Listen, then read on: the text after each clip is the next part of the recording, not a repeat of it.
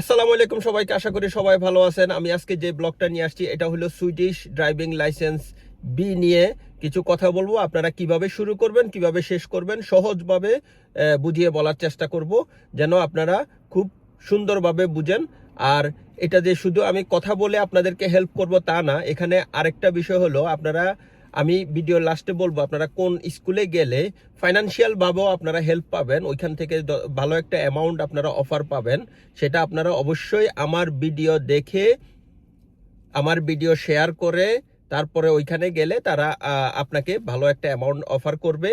তো ভিডিওটা দেখতে থাকুন, আমি আপনাদেরকে বুঝিয়ে বলতেছি কিভাবে আপনারা ড্রাইভিং লাইসেন্সের জন্য শুরু করবেন, কিভাবে এটা শেষ করবেন। প্রসেসিংটা আমি আপনাদেরকে সহজভাবে বুঝিয়ে বলতেছি।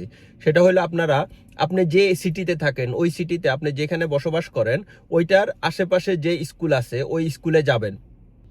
স্কুলে গিয়ে আপনি তাদের যে লিস্ট আছে, এরকম একটা লিস্ট নিবেন। লিস্ট নিয়ে দেখবেন যে আপনার সাথে আপনি কোন প্যাকেজটা নিতে চাচ্ছেন। এখানে তাদের সাথে আলোচনা করবেন, অবশ্যই চেষ্টা করবেন প্যাকেজের মাধ্যমে যাওয়ার জন্য, তাহলে আপনি হয়তোবা টোটাল অ্যামাউন্টে ভালো একটা অফার পাবেন।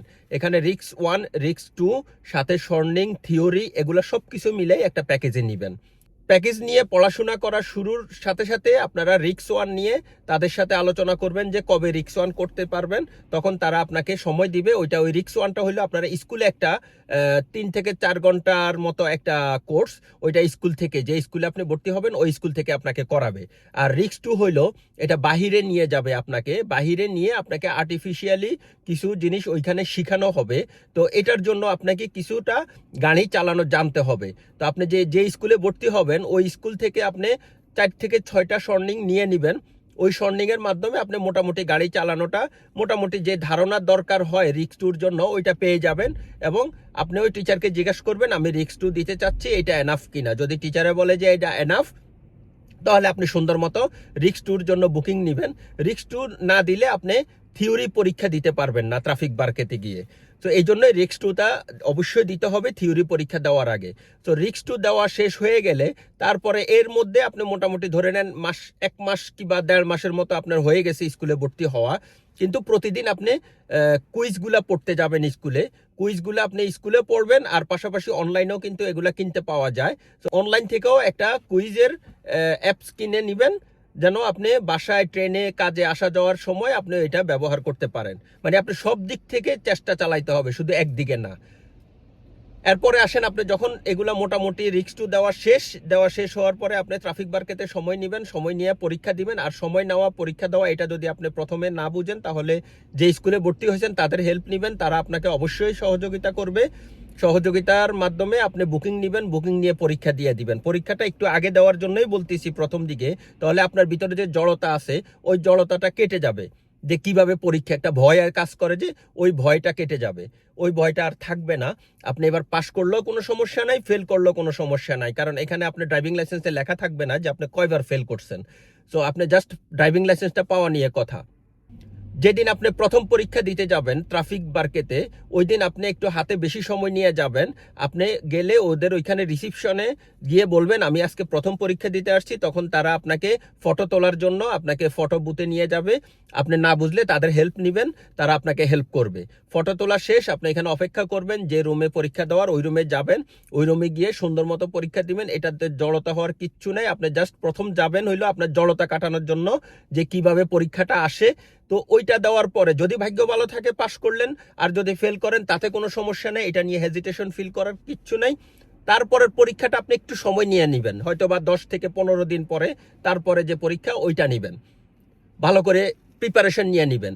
এর ফাঁকে কিন্তু আপনি স্কুল থেকে কিন্তু প্র্যাকটিক্যাল যে ড্রাইভিং যেটা, ওইটা কিন্তু করবেন। সপ্তাহে যদি সম্ভব হয় 1-2 দিন, না হলে সপ্তাহে 1 দিন। তাহলে আপনি যে কুইজগুলা, যে সিগন্যালগুলো আপনি স্কুলে পড়তেছেন, ওগুলো আপনি প্র্যাকটিক্যালি রাস্তায় কিন্তু দেখতেছেন, যে আপনি যেটা স্কুলে পড়তেছেন ওইটা রাস্তায় প্র্যাকটিক্যালি দেখতেছেন। সাথে সাথে আপনার টিচারকেও কিন্তু কোশ্চেন করতে পারতেছেন, এটার মানে তো এইটা। তখন টিচারে আপনাকে বলবে হ্যাঁ এটার মানে এটা, তখন তো আপনি আরো শিওর যে হ্যাঁ এটা আপনি বুঝছেন। সো আমি বলবো শুধু থিওরি নিয়ে বসে থাকবেন না, আর নইলে শুধু ড্রাইভিং নিয়ে বসে থাকবেন না, দুইটা একসাথে চালাবেন, তাহলে আপনার বুঝতে আরো অনেক সহজ হবে। এর পাশাপাশি যদি দেশীয় কোনো ভাই কিংবা অন্য দেশি যেই হোক না কেন, আপনি যদি পান যে হ্যাঁ ঠিক আছে, আপনি তার সাথে আলাদাভাবে হ্যান্ডলেগারে নিয়ে ড্রাইভিংটা শিখতে চাচ্ছেন, তাহলে সেটা আরও অনেক সহজ হবে, সেটা আরও অনেক খরচ কমবে আপনার। স্কুল থেকে তো একটু দাম বেশি হয়, তো সেক্ষেত্রে আপনি যদি প্রাইভেটলি কাউকে পান যে আপনাকে শিখাবে, অবশ্যই তার সাথে ট্রান্সপোর্টেশনের রেজিস্ট্রেশন করা থাকতে হবে। তারপরে আপনি তার সাথে ড্রাইভিংটা শিখবেন। ওই ওই এর বাহিরে যাবেন না, তাহলে হয়তো বা রাস্তাঘাটে কোনো সমস্যা হলে আপনার জন্য রিস্ক থাকবে না। তো তার সাথে আপনি প্রাইভেটলি যে টাকা যেভাবে আপনি তার সাথে যাইতে পারেন ওইভাবে আপনি তার সাথে ড্রাইভিং শিখবেন। যেটা স্কুলে আপনাকে শিখাবে ওইটা আপনি এই বন্ধু বান্ধব হোক, আত্মীয় স্বজন হোক, তার সাথে ওইটা আপনি প্র্যাকটিস করবেন। তো এই গেল স্কুলে ভর্তি হওয়া, পরীক্ষা দেওয়া, রিক্স 1 রিক্স 2 সব কিছু শেষ। এরপরে ধরেন আপনি একবার, দুইবার, তিনবার থিওরি দেওয়ার পরে আপনি পাশ করে গেলেন। পাশ করার পরে এবার আসেন ড্রাইভিং টেস্ট। ড্রাইভিং টেস্টটা কখন নেবেন? তো ড্রাইভিং টেস্টেই হুট করে চলে যাবেন না। পাশ করার পরে চেষ্টা করবেন যেন আপনি মোটামুটি ভালোভাবে ড্রাইভিংটা শিখে যাবেন, এখন রেডি কিনা। আর পাশাপাশি আপনি তো যদি ব্যক্তিগত কাউকে পান, তার সাথেও চেষ্টা করবেন সপ্তাহে 2 থেকে 3 দিন টোটালে আপনি ড্রাইভিং করার। পাশ করার পরে আপনি এটার পিছনে আরও বেশি সময় দিবেন। যখন থিওরি পাস করবেন তারপরে এটার পিছনে আরও বেশি সময় দিবেন। চেষ্টা করবেন সপ্তাহে মিনিমাম 3 দিন। একদিন হইলো ট্রাফিক স্কুল থেকে, যে স্কুলে ভর্তি হয়েছেন ওইখান থেকে, আর 2 দিন নেবেন হইলো প্রাইভেট কাউকে যদি পান। আর প্রাইভেট কাউকে যদি না পান তাহলে চেষ্টা করবেন 2 দিন কি 3 দিন সপ্তাহে মিনিমাম আপনি ড্রাইভিংটা করার জন্য, থিওরি পাস করার পরে, তাহলে আপনার জন্য ভালো হবে। এরপরে টিচার থেকে শিওর হবেন যে হ্যাঁ আপনি ট্রাফিক বার্কেতে টাইম আবার নেবেন কিনা, যেখানে আপনি ড্রাইভিং টেস্ট দিবেন, ড্রাইভিং পরীক্ষা দিবেন। তো শিওর হওয়ার পরে আপনি ড্রাইভিং পরীক্ষাটা নেবেন। কিন্তু ড্রাইভিং পরীক্ষাটা নেওয়ার জন্য আমি একটা টাইম আপনাদেরকে বলে দিব। সেই টাইমটা হইলো সকাল 10টা থেকে 2টা। সকাল 10টা থেকে দুপুর 2টা, এর মধ্যে টাইমটা নেওয়ার চেষ্টা করবেন। কেন নিবেন সেটা আমি বলতেছি। হলো সকালে 7টা, 8টা, 9টা, 10টা এই সময় অনেক মানুষের মুভমেন্ট থাকে রাস্তায়। এখানে বাচ্চার ট্রলি থাকে, সাইকেল থাকে, হাঁটার মানুষ থাকে, মানুষ অফিস আদালতে যায়, এই সময় মানুষের মুভমেন্টটা অনেক বেশি থাকে। তো 10টার পরে এটা কমে যায়, 10টা থেকে 2টার পরে এটা কমে যায়। এই জন্যই আমি বলবো আপনি যেই সিটিতে থাকেন না কেন সুইডেনের ভিতরে, আপনি সকাল 10টা থেকে 2টা এর ভিতরে নেবেন। এর ভিতরে মানুষের মুভমেন্ট একটু কম থাকে, তাহলে আপনার জন্য অনেক সহজ হবে ড্রাইভিং টেস্ট পরীক্ষাটা দেওয়ার জন্য। আপনি অনেক ইজি হবে পাস করা, আপনার অনেক হেল্পফুল হবে। আর এর ফাঁকে একটা জিনিস বলে রাখি, সেটা হলো আপনি যে স্কুলে ভর্তি হন না কেন, আপনি তাদের সাথে কথা রাখবেন যে আমি ড্রাইভিং যেই আমাকে শিখাবে, যে স্কুল থেকে আপনাকে ড্রাইভিং শিখাবে, ওই স্কুল থেকে যেন আপনাকে ওই জায়গায় শিখায় যে জায়গায় আপনি ড্রাইভিং টেস্ট, ড্রাইভিং পরীক্ষা দিবেন, ওই এরিয়াতে গিয়ে যেন আপনাকে শিখায়। তাহলে আপনার জন্য যথেষ্ট সুবিধা হবে। আপনার ওই এরিয়ার রাস্তাগুলো আস্তে আস্তে আয়ত্তে চলে আসবে, পাশাপাশি আপনার ড্রাইভিংটাও শিখা হবে। আপনি থাকবেন, আপনি পরীক্ষা দিবেন এক এরিয়াতে, কিন্তু আপনি ড্রাইভিং শিখবেন আরেক এরিয়াতে, তাহলে আপনি হুট করে নতুন একটা এরিয়াতে গেলে আপনার কাছে হয়তোবা একটু আনকমফোর্টেবল হইতে পারে, যেহেতু আপনার নতুন হাত। ড্রাইভিং টেস্ট দেওয়ার পরে টিচারে আপনাকে বলবে আপনি পাস করছেন কি করেন নাই। পাস করলে আপনাকে বলবে আপনি পাস করছেন গ্রাতিস, ফেল করছেন সেটাও আপনাকে বলবে, কোথায় আপনার ভুল ছিল সেগুলো নিয়ে পরে আরো বেশি কাজ করবেন। পরে যে স্কুলে ভর্তি হয়েছেন ওই স্কুলে ওগুলা নিয়ে আপনি বেশি আরো বেশি ট্রেনা করবেন। আর যদি পাস করেন আল্লাহর রহমতে তাহলে তো সেরেই গেছেন। আর পাস করার পরে আপনি সতর্ক থাকবেন 2 বছর মিনিমাম সুইডেনে। আর এই সতর্কটা হলো, যেটা সুইডেনের নিয়ম হলো, আপনি যখন নতুন ড্রাইভিং লাইসেন্স পান ওই দিন থেকে 2 বছর আপনাকে যথেষ্ট সতর্কভাবে গাড়ি চালাতে হয়। অনেক সতর্কভাবে গাড়ি চালাতে হয় এই জন্যই যে 2 বছর তাদের নিয়ম আছে যে 2 বছর আপনি কিছু ভুল আছে যেটা তারা অনেক কেয়ারফুলি আপনাকে ফোকাস করবে, অনেক কেয়ারফুলি আপনাকে দেখবে। কোনো কোনো ক্ষেত্রে যদি আপনি বড় ধরনের ভুলও করে ফেলেন তাহলে আপনার ড্রাইভিং লাইসেন্স বাতিলও করে দিতে পারে। সো আপনারা 2 বছর মিনিমাম ভালোভাবে, ভালো সতর্কভাবে গাড়ি চালানোর চেষ্টা করবেন। আর 2 বছর পার হইলেও যে আপনি উড়াদুড়া চালাইবেন তা না, খুব ঠান্ডা মাথায় গাড়ি চালাবেন। তো এই হইলো ড্রাইভিং লাইসেন্স নেওয়া এবং প্রসেসিং এর বিষয়। এবার বলি আপনাদের কিরকম টাকা লাগতে পারে।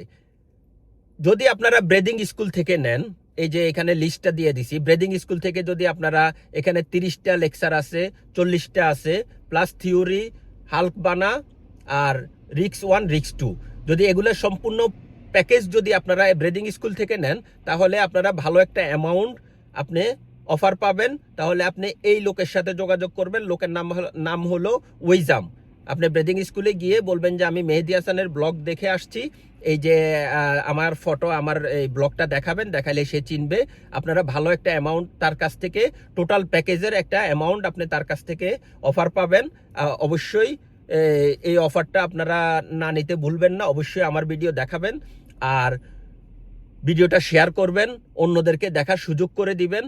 অনেকেই হয়তো বা দেখা গেছে আপনারা ভর্তি হতে চান না, মনে হয় অনেক টাকার বিষয় থাকে, কিন্তু বিষয়টা এত টাকারও বিষয় না। আপনি যদি 15,000 থেকে 25,000 টাকার ভিতরে আপনি যদি একবার, দুইবার, তিনবার ফেল করেও যদি আপনি লাইসেন্সটা একটা প্যাকেজের ভিতরে নিতে পারেন, একবার, দুইবার, তিনবার ফেল করছেন, ধরেন 3বার থিওরি ফেল করছেন, 3বার ড্রাইভিং ফেল করছেন, কোনো সমস্যা নাই। আমি বলবো 15,000 থেকে 25,000 টাকার ভিতরে আপনি মোটামুটি এই ড্রাইভিং লাইসেন্সটা নিতে পারবেন। আর ড্রাইভিং লাইসেন্সে ভর্তি হওয়ার পরে বেশি ডোল বাজাবাজি করবেন না, এদিক সেদিক ফোন দিয়ে জানানোর দরকার নাই। কারণ আমরা মানুষকে ডিমোটিভেটেড করতে বেশি পছন্দ করি, মানুষকে উৎসাহ কম দিতে পছন্দ করি। তো আমার এই ভিডিওটার মাধ্যমে আমি বলবো আপনারা যান, শুরু করেন, শুরু করলেই শেষ হবে। ঘরে বসে থাকলে কেউ আপনাদেরকে ড্রাইভিং লাইসেন্স এনে দিবে না। আর আমার স্ক্রিনে দেওয়া এই যে নাম্বারে যোগাযোগ করতে পারেন। আর কোনো প্রশ্ন থাকলে অবশ্যই কমেন্টসে জানাবেন, কমেন্টস করে লিখবেন, আমি প্রশ্নের উত্তর দেওয়ার চেষ্টা করব। আর কোনো আরও যদি বিস্তারিত ভালো জানতে চান তাহলে আমার এই মোবাইল নাম্বারে আপনারা হোয়াটসঅ্যাপে মেসেজ করে রাখতে পারেন যে কি ধরনের প্রশ্ন চান, আমি আপনাদের প্রশ্নের উত্তর দেওয়ার চেষ্টা করব।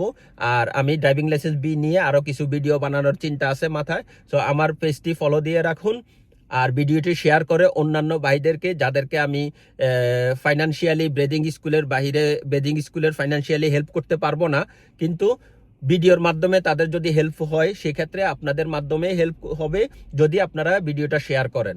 সো ধন্যবাদ, সবাই ভালো থাকবেন। ইনশাল্লাহ দেখা হবে অন্য কোনো ভিডিও, অন্য কোনো বিষয় নিয়ে আমি আবার আলোচনা করব।